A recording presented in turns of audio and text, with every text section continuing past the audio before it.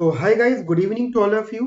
तो अभी हम लोग अपनी क्लास में हमारा चैप्टर नंबर 3 जो फॉराइन में से हम लोग स्टडी कर रहे हैं उसका 3.5 section that is equilibrium output and employment cover करेंगे। That is the classical model, क्योंकि वही हम लोग यहाँ पे स्टडी कर रहे हैं। ठीक है, लास्ट क्लास तक मैंने आपको जो पढ़ाया था उसको एक बार मैं शॉर्ट में डिस्कस कर लेता हूँ। हमने लास्ट क्लास के अंदर एम्प्लॉयमेंट वाला टॉपिक कवर किया था क्लासिकल थ्योरी का।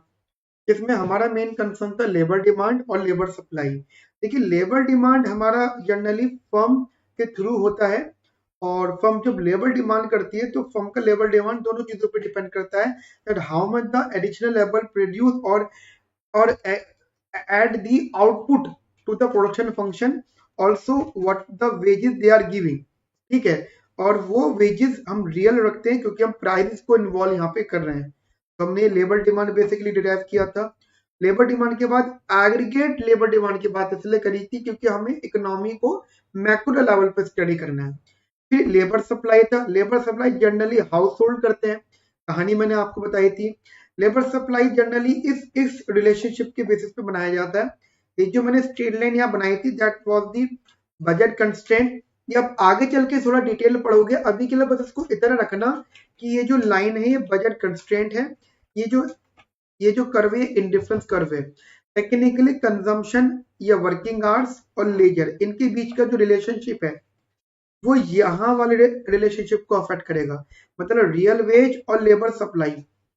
लेबर सप्लाई पॉजिटिव होगी। अगर लेबर सप्लाई पॉजिटिव है तो ये बात क्लियर रखना कि according to the labour leisure is a bad commodity. क्योंकि क्योंकि हम लोग इनकम बढ़ने पे काम तभी करेंगे जब हमें आराम बेकार लगेगा। एक बात। दूसरी बात, ऐसा मान लो अगर मान लीजिए मैं आर्ली बेसिस पे काम करता हूँ और मैंने क्या करा, मैंने एक दिन छुट्टी कर ली, या डेली बेसिस पे काम करता हूँ और मैंने एक दिन छुट्टी कर ली, तो मेरी नो डाउट सैलरी कटेगी। हमें ये बात बहुत अच्छे से पता है कि सैलरी कटेगी, इनकम कटेगी। तो एक्चुअली हमने जो छुट्टी करी वो आराम हमने खरीदा है। मान लीजिए मैं एक दिन ऑफिस नहीं आता हूँ, क्लास नहीं लेता हूँ और मेरी इनकम पर डे पर थी, तो मेरा एक्चुअली मैंने वो रेस्ट खरीदा है, फ्री में नहीं मिला। मैंने वो रेस्ट खरीदा है अपनी सैलरी के डिडक्शन से। मेरी जो सैलरी डिडक्ट होगी उस डिडक्शन से मैंने वो डे खरीदा है, परचेज करा है। अब वो मैटर करता है कि अगर मेरा वो नेचर है तो इसका मतलब according to me leisure is the good commodity. उस केस में as wages increases work will decrease, but correspondingly second part, अगर वेजेस बढ़ने पर वर्क भी बढ़ रहा है, that according to me leisure is a bad commodity. ये कहानी समझ में आई? तो ये पार्ट आप लोग अपने माइंड में क्लियर रखना। इसी के साथ हम लोग कंटिन्यू करेंगे। कंटिन्यू करने के लिए जैसे कि आपको पता है कि मैंने लास्ट क्लास के अंदर आपको मतलब लास्ट 2 क्लासेस में प्रोडक्शन फंक्शंस वगैरह सिखाए थे। तो हमने ना कुछ रिलेशनशिप मेंटेन किए थे, ठीक है। दैट जो भी मेरा क्लासिकल मॉडल है उस क्लासिकल मॉडल में 3 कोर इक्वेशंस है। Classical model is based on is based on 3 core equations। ठीक है, 3 कोर इक्वेशन पर बेस्ड है। Number 1 production function,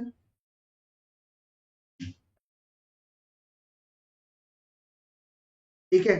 production function था y is equal to f of k comma n and we assume that capital is constant। तो diagrammatically ये हो गया the output and ये हो गया एम्प्लॉयमेंट। तो this is the concave shape का प्रोडक्शन फंक्शन, ठीक है। समझ में आई मेरी बात आपको? सेकंड होता है यहाँ पे the labour demand. Labour demand, labour demand is what generally, देखिए हम लोग इसको बनाएंगे N D is equal to F of W by P. ये बात क्लियर रखना कि देयर इज इनवर्स रिलेशनशिप, मतलब inverse relation between wages and labour demand. Inverse relation between wages and labour demand. अब जनरली अगर आप डायग्राम की बात करो मेरे से, this is labour, this is real veg, तो ये लेबर डिमांड कहीं इस तरीके से बना, ठीक है। एंड थर्ड जो आप बनाओगे मेरे साथ, लेबर सप्लाई। अब लेबर सप्लाई जो मैंने लास्ट क्लास के अंदर सिखाया है, थोड़ा सा मॉडिफाई कर देता हूँ मैं आपके लिए, ठीक है। जनरली जैसे एग्रीगेट लेबर डिमांड थी, ऐसे ही एग्रीगेट लेबर सप्लाई होगा। तो that is labour supply is equal to G is a function of real wages, but ये पॉजिटिवली रिलेट कर रहा है, ठीक है। So there is a positive relationship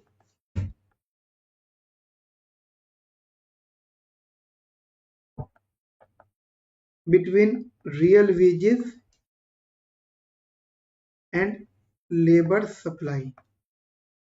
अब सब कुछ ठीक है, जैसे आपने बनाया डायग्राम इधर, ये वाला और ये अगेन रियल वेजेस और ये लेबर सप्लाई है। देखो मैं एल और एन, तो फिर रिपीट कर रहा हूँ, एल और एन, हम लोग यहाँ पे एन लिख रहे हैं, ठीक है। एल कहीं पर मैंने शायद एन लिख दिया हो, फिलहाल अभी तक तो नहीं है, कोई बात नहीं। तो ये आपका हो गया लेबर सप्लाई। अब अगर मैं इन तीनों को एक जगह ले आऊं, तीनों के मतलब पहले इन दोनों को एक जगह ले आऊं, लेटर सपोज अगर मैं दोनों को एक साथ लेकर आता हूं, तो इक्विलिब्रियम, या आप इसको लेबर मार्केट इक्विलिब्रियम बोल सकते हो, that is the labour market equilibrium हो जाएगा जनरली ये एंड और रियल वेज। तो ये तो हो गया था आपका labour supply,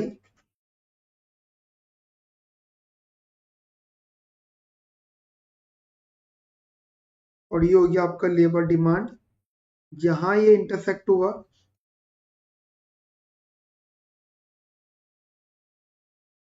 that is known as the equilibrium values, ठीक है। ये हो गया आपका रियल वेज इक्विलिब्रियम, ये हो गया एम्प्लॉयमेंट इक्विलिब्रियम। समझ में आई मेरी बात? तो टेक्निकली लेबर मार्केट इक्विलिब्रियम होता है जब आप लेबर डिमांड को लेबर सप्लाई के बराबर करते हैं। ध्यान रखना, यहां से मेरे को जो इक्विलिब्रियम मिलेगा, एन स्टार मिलेगा, real veg W by P star मिलेगा, और अगर इसका कॉरस्पॉन्डिंग मैं यहाँ पे ले आऊं, मान लीजिए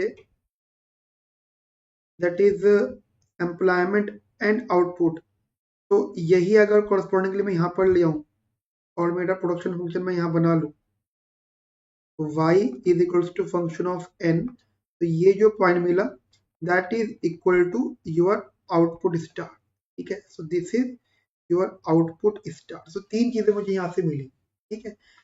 या तो वैसे लिख लो या फिर आप ये लिख लो, दैट इज एम्प्लॉयमेंट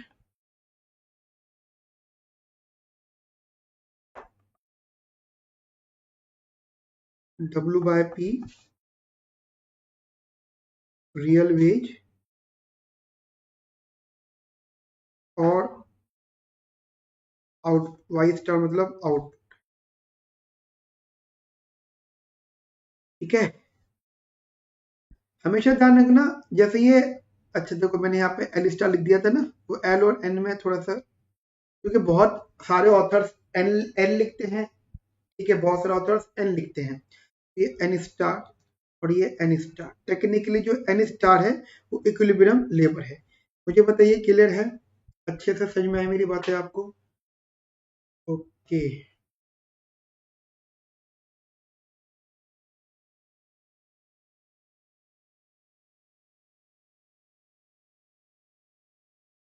लिखिएगा,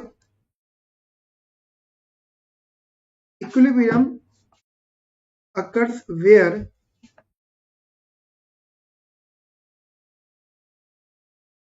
labor demand is exactly equals to labor supply.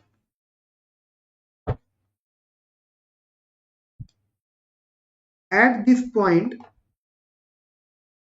at this point, there is no excess demand or supply of labor.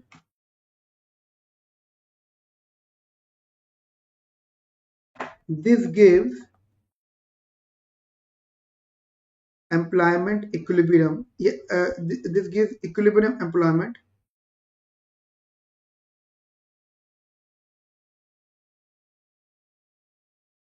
and equilibrium output. Clear. अब देखिए देर आर देखो जब भी आप मॉडल की बात कर रहे हो, जैसे ये इक्विलिब्रियम निकल के आ रहा है, ये दोनों चीजें दो प्रकार के वेरिएबल्स पे डिपेंड है। एक्सोजेनस वेरिएबल भी यहाँ पे रोल प्ले कर रहे हैं और एंडोजेनस वेरिएबल भी यहाँ पे रोल प्ले कर रहे हैं। मतलब अगर आप बोलते हो कि what are the factors which are responsible for determinants of output and employment, तो दोनों प्रकार के वेरिएबल्स इंपॉर्टेंट हैं। मतलब you can right determinants of output and employment, output and employment। ठीक है जी। सो एक तो आ गया एक्सोजीनियस वेरिएबल्स, एक्सोजीनियस वेरिएबल्स हमेशा ध्यान रखना ये वो फैक्टर्स होते हैं जो दे रखे होते हैं, इन्हें आप जनरली गिवन फैक्टर्स बोलते हो। ठीक है, you give name as a given factors, आप इन्हें गिवन फैक्टर्स का नाम देते हैं। समझ में आया मेरी बात? एक्चुअली ये कौन कौन से होते हैं? टेक्नोलॉजी होती है, कैपिटल स्टॉक होता है, गिवन है, ठीक है, और लेबर सप्लाई प्रेफरेंस होता है। हम लेबर सप्लाई प्रेफरेंस को भी कांस्टेंट मानते हैं। देखिए बहुत प्लेसेस पे लेबर सप्लाई ज्यादा है ना, बहुत सारे लोग होते हैं जो सिर्फ वर्ड्स पे काम करते हैं, वेजेस मैटर नहीं करती, और बहुत जगहों पे वेजेस मैटर करती है। ठीक है, तो एक ये पैटर्न आप लोग अपने माइंड में रखना। तो one is the exogenous variable, another is the endogenous variable.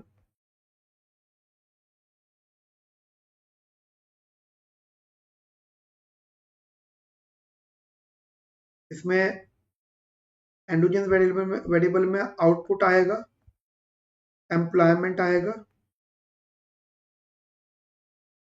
And real wages आएगा। आउटपुट में वाई की बात कर रहे हो आप, एम्प्लॉयमेंट में एन की बात कर रहे हो आप, रियल वेजेस में डब्ल्यू बाय पी की बात कर रहे हो। ठीक है, एक अंडरस्टैंडिंग आप लोग अपने माइंड में रखना।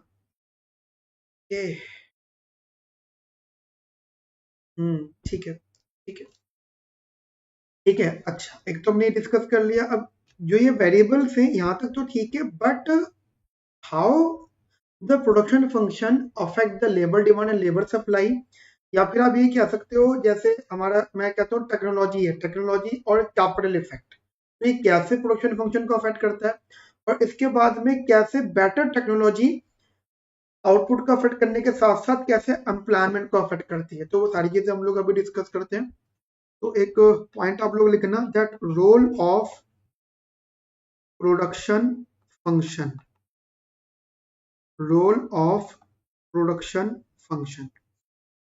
ठीक है, जैसा कि मुझे पता है हमारा आउटपुट फंक्शन था y is equal to F of A comma N.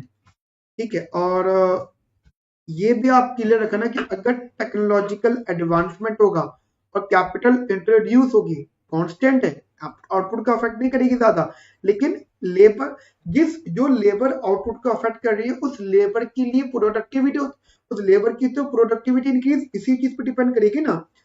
तो कंसर्न ये है कि अगर टेक्नोलॉजी एंड कैपिटल इंप्रूव होता है, टेक्नोलॉजी इंप्रूव होती है, this will definitely affect the productivity of labour,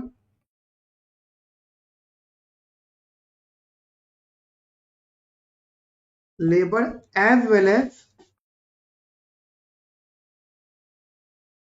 output level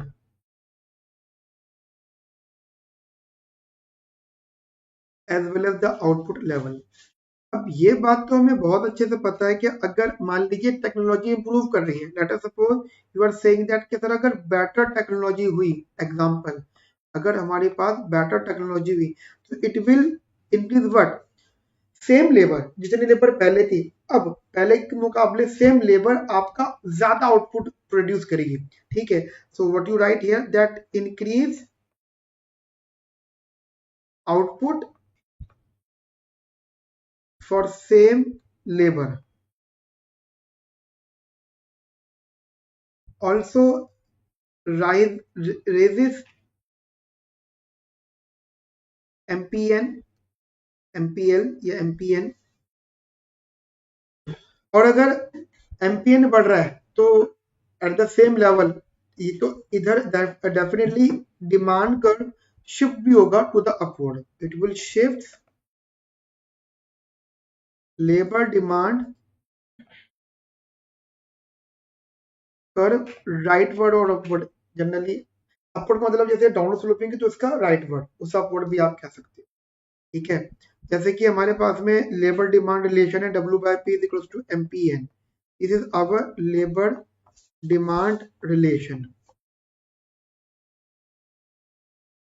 ठीक है, तो ये बात तो मुझे बहुत अच्छे से पता है कि इन केस अगर अगर प्रोडक्टिविटी बढ़ती है, you can say that productivity increase हुई तो it will increase the MPL, MPN बढ़ने की वजह से रियल वेजेस भी इंक्रीज करेगी। क्लियर है मेरी बात आपको? एक ये चीज आप लोग अपने माइंड में रखना। तो how the labour demand increases, भाई this will also increase the labour demand ना। ठीक है, लेबर डिमांड भी यहाँ पे इंक्रीज करेगी क्योंकि अगर एग्जिस्टिंग लेबर हमारी ज्यादा प्रोड्यूस कर रही है तो if we add 5 more labour then it will increase more output and ज्यादा आउटपुट ज्यादा प्रॉफिटेबिलिटी। क्लियरली क्लियर, एक तो ये पॉइंट था रोल ऑफ प्रोडक्शन फंक्शन में लेबर डिमांड रिलेशन जो डिस्कस किया है, एक ये पार्ट हो गया, और एक है labour supply determination.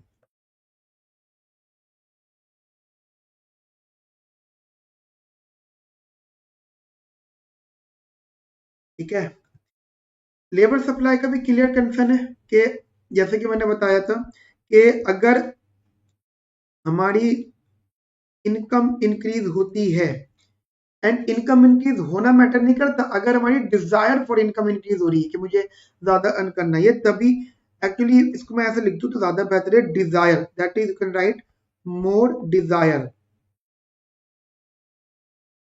For income, that will imply labour supply increases. मतलब अगर तुमको पता लग जाए कि अच्छे नंबर लाने से आपका अच्छा प्लेसमेंट लगेगा तो आप पढ़ना शुरू कर दोगे बहुत अच्छा। ठीक है, बहुत सारी यूनिवर्सिटीज में बच्चे पढ़ते क्यों नहीं है, क्योंकि उनको पता है ज्यादा पढ़ लो कम पढ़ लो नंबर उतने आने, जब नंबर बराबर आने तो फिर वो सब हम लोग इक्वल ही हैं, तो फिर पढ़ के फायदा है क्या, तो ये एक रीजन होता है।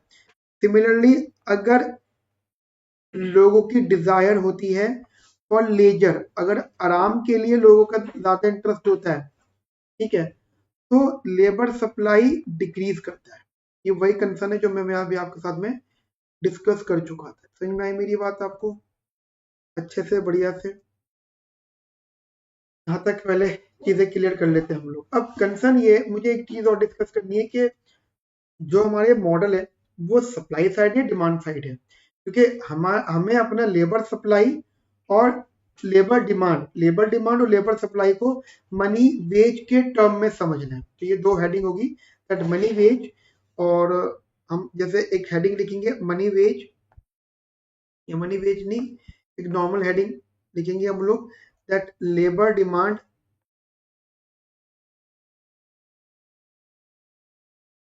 डिमांड इन मनी वेज, और फिर एक पढ़ेंगे लेबर डिमांड, वो labour supply in money wage. देखिए, हमें एक मॉडल पता था कि हम लोगों ने जो लेबर डिमांड की बात की थी कि लेबर डिमांड जो आएगा तो जनरली इस फॉर्मेट पे आएगा W/P is equal to MPN। लेकिन इसको अगर मैं थोड़ा मॉडिफाई कर दूं तो we can write W is equal to P multiply by MPN। अब किसी भी फर्म की जो वेजेस है वो एक तो उस वर्कर की प्रोडक्टिविटी पे डिपेंड कर रही है और प्लस वो प्रोडक्ट कितने का बिक रहा है, ठीक है, वो प्रोडक्ट कितने का बिक रहा है इस चीज पे डिपेंड करेगा। मतलब यू आर समझ रहे हो मेरी बात कि फर्म अगर कोई भी एम्प्लॉयमेंट डिसाइड कर रही है तो वो मनी वेज और प्राइस लेवल पे डिसाइड कर रही है। Can say that firm decides employment based on money wages and price level। ये बात क्लियर है कि अगर मान लीजिए एग्जांपल, अगर लेट अस सपोज अगर prices of the commodities increase करेंगे, price of the commodities increase करेंगे तो जो वर्कर हाई वेजेस डिमांड कर रहे हैं वो हाई वेजेस एक्सेप्टेबल होगी। That higher money wage is acceptable.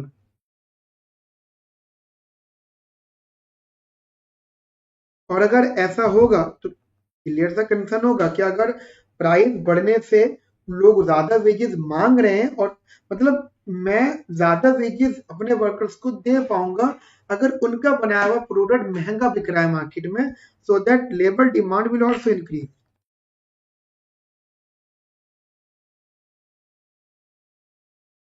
Clear, labour demand will increase. समझ में मेरी बात आपको यहाँ तक अच्छे से बढ़िया से? तो जैसे एक तो ये कंसर्न हमें क्लियर हो गया कि प्राइजेस का इम्पैक्ट यहाँ पे पड़ रहा है कि मतलब प्राइजेस बेसिकली अफेक्ट कर रहा है हमारी इकोनॉमी की लेबर डिमांड को। तो if the prices increases then labour demand will also increase. ठीक है, तो wages is constant no doubt. यहाँ तक मेरी बात आपको समझ में आई? तो कंसर्न ये है कि अगर लेबर डिमांड इंक्रीज कर रहा है इसका मतलब लेबर डिमांड शिफ्ट, ये हमारे अभी आगे चल के ग्राफ में आपके लिए बनाऊंगा उसमें सपोर्ट करेगा। तो labour demand shift no doubt upward, upward और कैन से दैट राइटवर्ड। ठीक है, वो राइटवर्ड शिफ्ट होगा एंड ठीक है राइटवर्ड शिफ्ट होगा और उसका रीजन होगा बिकॉज सोचिए जैसे वो राइटवर्ड शिफ्ट हो गया and price of the commodity increase कर रहा है तो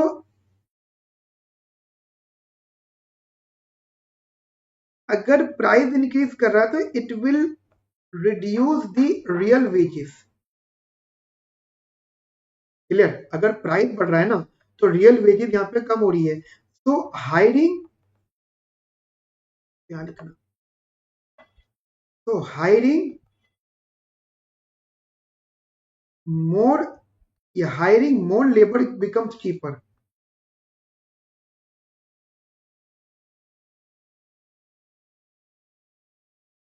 ठीक है, हायरिंग मोर लेबर बिकम्स चीपर। क्लियर है मेरी बात? तो लेबर डिमांड सिर्फ मनी वेज पे डिपेंड नहीं है, labour demand is depends on the real wages. तो बिकॉज रियल वेज मतलब can say that real veg fall, अगर रियल वेज कम हो रही हैं तो फर्म के लिए ज्यादा वर्कर्स को हायर करना चीपर होगा। तो एक ये कंसर्न है that labour demand in the money wage, मतलब money wage is not the only factor जो लेबर डिमांड को अफेक्ट करेगा। And on the similar phase अब हम डिस्कस करते हैं यहाँ पे labour supply in money wage terms.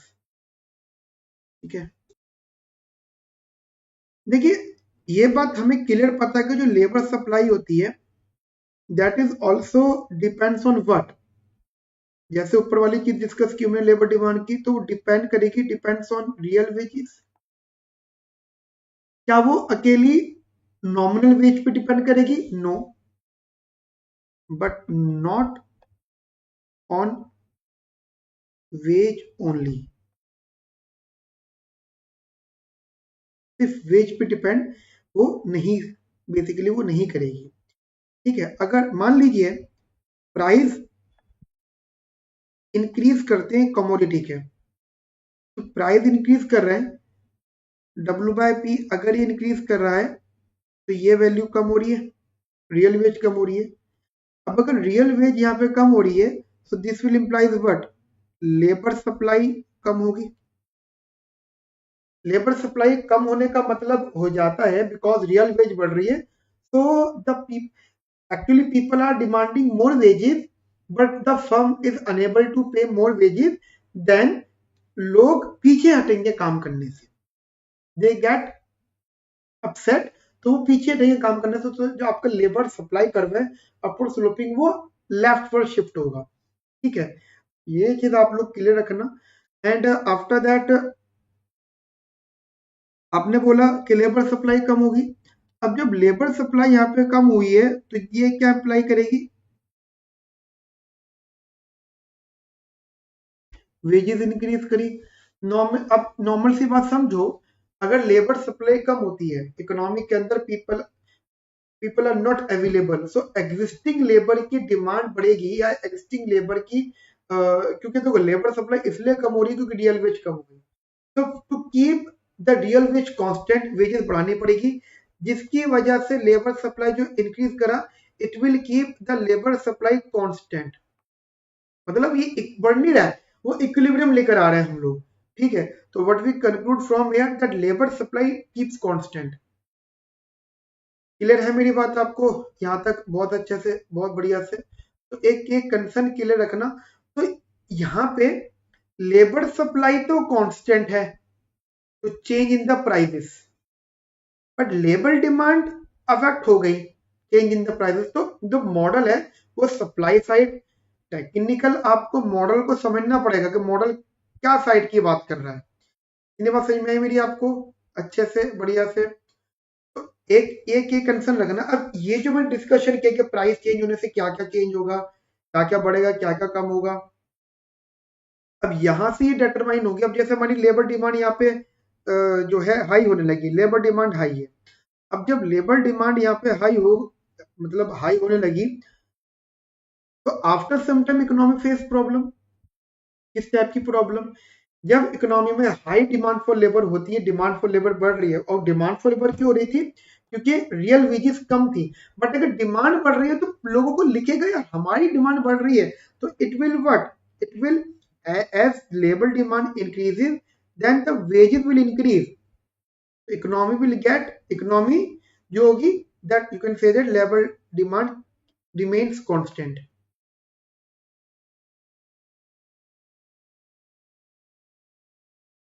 ये पता है हम सब कुछ क्यों कर रहे हैं? हम बस ये प्रूफ करने की कोशिश कर रहे हैं कि labour demand, labour supply price की वजह से भी कांस्टेंट रहेगी, उस पर कोई इम्पैक्ट नहीं पड़ेगा। मैं आपको बस ये मॉडलिंग क्लियर करना चाहता हूँ जनरली प्रोसेस में, कि जैसे जैसे मैंने बोला एग्जांपल के तौर पे,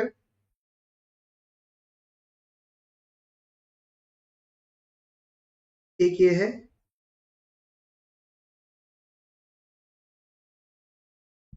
एक ये, एक करवाओ यहाँ बना लो,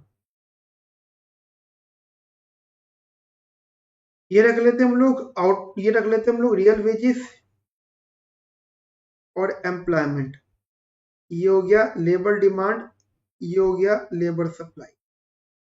ठीक है, ये हो गया आउटपुट, ये हो गया एम्प्लॉयमेंट। ठीक है,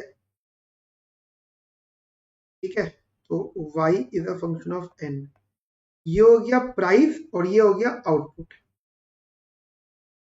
फिलहाल के लिए कोई भी आप पॉइंट मान लो, क्योंकि देखिए जहां ये इक्विलिब्रियम आया है,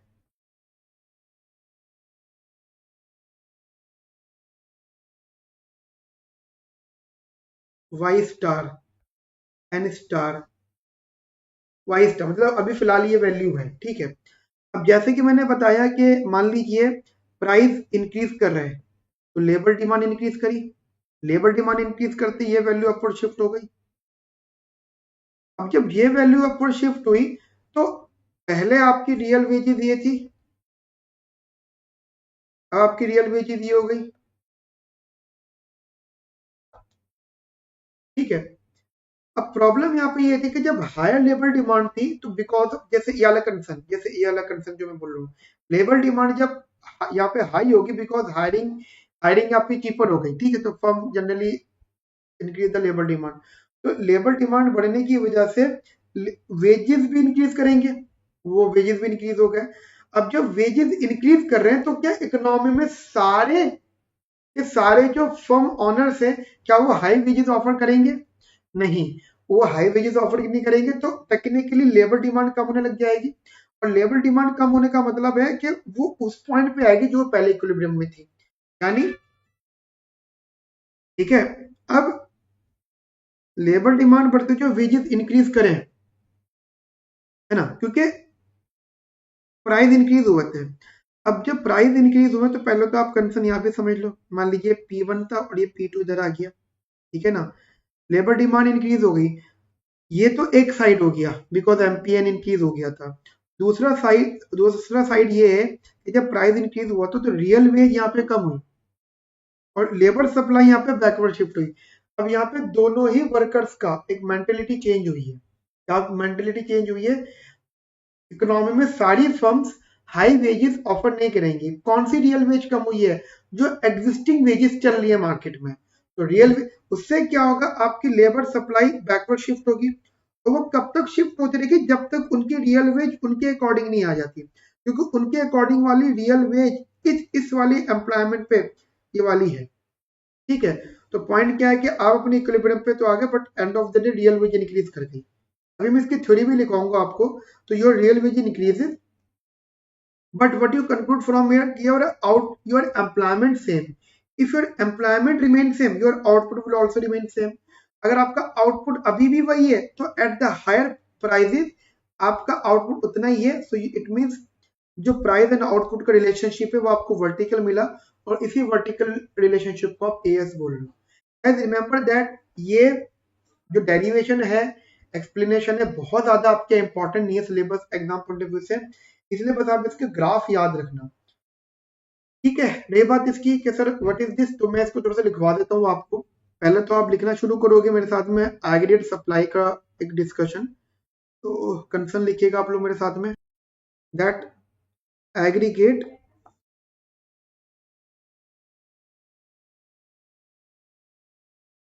सप्लाई, ठीक है, it is a relationship between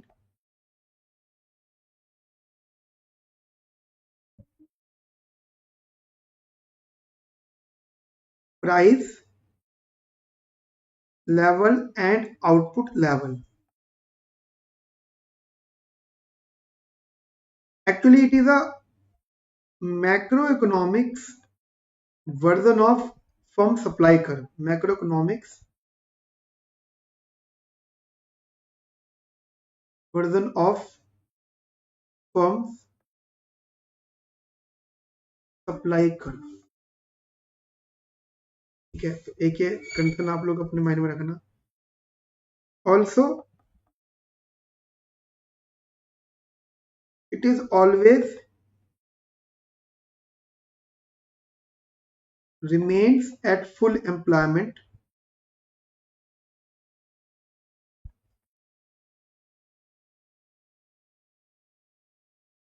so it is vertical in shape, ठीक है। डेरिवेशन जैसे मैंने ग्राफ बताया ना आपको, अब इस ग्राफ को मैं शॉर्ट में एक्सप्लेन कर रहा हूँ जिससे कि एटलीस्ट आप एग्जाम में लिख सको, ठीक है। तो यहाँ पे कुछ स्टेप्स हैं, स्टेप को हम लोग रख लेते हैं। जैसे स्टेप नंबर 1, सबसे पहले हमारा प्राइस लेवल इंक्रीज होगा, इंक्रीज इन प्राइस लेवल, ठीक है, मतलब you can say that price increase कर रहा है। अब प्राइस इंक्रीज करने की वजह से हमारा जो रियल वेजेस है, मतलब प्राइस बढ़ने की वजह से रियल वेजेस कम होगा, रियल वेज फॉल्स।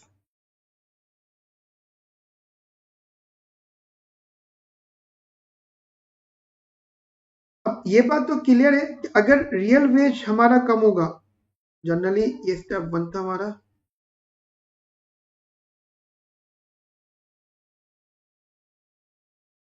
ये step 2।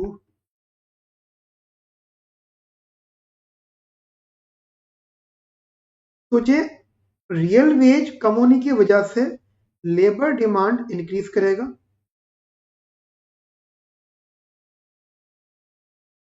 And basically firm hire more workers, क्योंकि हायरिंग बिकम्स चीपर। ये बात मैं आपको बता चुका हूं। अब अगर ऐसा होगा तो आपका टेक्निकली एम्प्लॉयमेंट इंक्रीज करेगा।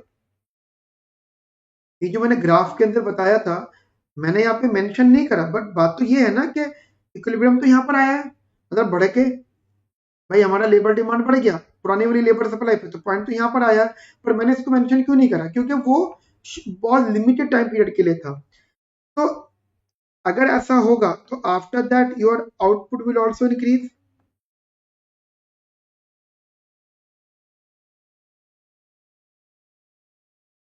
भाई एक बात बताओ, मतलब मेंशन कुछ नहीं कर रहे हैं, अगर हमारा ये वाला इक्विलिब्रियम लेबर आया तो टेक्निकली इस इक्विलिब्रियम लेबर पे आपकी हाई आउटपुट हो जाएगा, और हाई आउटपुट हो जाएगा तो टेक्निकली आप देखें एज प्राइस इंक्रीजेस तो आउटपुट तो इंक्रीज कर गया। ये बात मुझे शो कर रहा है कि ये अभी हो रहा है, ये शॉर्ट रन में हो रहा है। तो in the short run there is a positive relationship between price and output, but क्योंकि क्लासिकल थ्योरी लॉन्ग रन पे है तो हम लॉन्ग रन की बात करेंगे। तो ये बात आप तो आप लिख सकते हो कि आपका जो आउटपुट है वाई इंक्रीजेस, तो ये अंडरस्टैंडिंग है दैट एज प्राइस इंक्रीजेस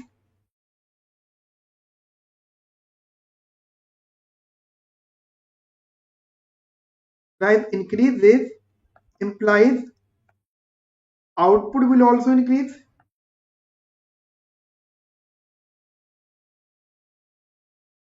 बताइए मुझे बात क्लियर होती है। अब देखिए कंसर्न सिर्फ लेबर डिमांड तक का नहीं है, कंसर्न ये भी है हमारा इधर कि प्राइस बढ़ते ही आउटपुट बढ़ गया, लेकिन यहाँ पे लेबर सप्लाई बहुत बड़ा रोल प्ले करेगी। वो ये कि हायर प्राइसेस पर जो लेबर सप्लाई है वो पहली बात तो अनचेंज रहेगी, क्योंकि जैसे प्राइस बढ़ा तो लेबर सप्लाई के लिए रियल वेजेस कम हो गई। तो जब रियल वेजेस कम हो गई, इसका मतलब they supply less labour, and if they supply less labour तो मार्केट से जब लेबर कम हो रही है, मतलब you can say that as price, या आप ये भी कह सकते हो as real wage decreases which implies labor supply will also increase and it will decrease until labor supply labor demand बराबर ना आ जाए। तो that is known as the adjustment process, मतलब आप इसको एडजस्टमेंट प्रोसेस कह सकते हो। ठीक है, मतलब फर्म क्या होगी, वर्कर्स के लिए कंपीट करेगी, क्योंकि लेबर सप्लाई कम हो गया, क्योंकि रियल वेज कम है। अब जो लिमिटेड लेबर सप्लाई है उनके लिए कंपीट करेगी, तो उसके कंपेट में क्योंकि लेबर सप्लाई कम हुआ है तो दिस विल इम्प्लाइज कि लेबर तो वेजेस इंक्रीज करेगी, और वेजेस तब तक इंक्रीज करेगी जब तक आप, मतलब वेजेस बढ़ेंगे तो रियल वेज बढ़ती रहेगी until you will get not the labor supply close to labor demand। जब तक आप ये इक्वेट नहीं कर लेते तब तक आपका वेजेस इंक्रीज करता रहेगा। सो इसको हम सेल्फ एडजस्टमेंट प्रोसेस बोलते हैं। तो प्राइस तो इंक्रीज हो गया but output, but employment and output returns back to equilibrium, to its equilibrium।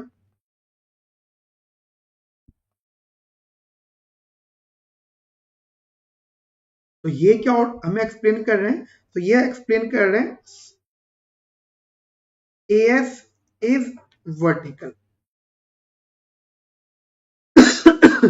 तो AS क्या रहेगी यहाँ पे बेटा, वर्टिकल रहेगी। मुझे बताइए यहाँ तक मेरी बात आपको क्लियर हो गई। तो यहाँ से आपको दो आउटकम पता लगे। पहला आउटकम मैं इसको नोट फॉर्म में लिख रहा हूँ। फर्स्ट आउटकम ये है कि जो आपका short run agreed supply curve है वो आपका अपवर्ड स्लोपिंग होगा, बट वो मेंशन इसलिए नहीं कर रहे हम लोग क्योंकि classical theory is based on the long run. लेकिन जो लॉन्ग रन फॉर्मेट होगा एग्रीड सप्लाई आपका वर्टिकल रहेगा, क्योंकि यहाँ पे एडजस्टमेंट प्रोसेस होगा, सेल्फ एडजस्टमेंट प्रोसेस है। वर्टिकल का मतलब हो जाता है that the output remain same, ठीक है, और this will imply the full employment. मुझे बताइए बात क्लियर है आपको अच्छे से, बढ़िया से? तो एक ही अंडरस्टैंडिंग आप लोग यहाँ पे रखिएगा। तो टेक्निकली यहाँ पे हमारा चैप्टर नंबर 3 कवर हो गया फ्रॉम द फ्लोएम। अब यहाँ पे 2 टॉपिक्स और बचे, then we will continue this 2 topics as well. Then उसके बाद में हम लोग यूनिट 4 स्टार्ट करेंगे। यूनिट 4 काफी बड़ी यूनिट है, तो उसके लिए हम पढ़ेंगे साथ में। तो आज के लिए इतना रखते हैं, मिलते हैं नेक्स्ट सेशन में। अपना ध्यान रखिए, ख्याल रखिए। Have a nice day. Thank you, bye bye, take care.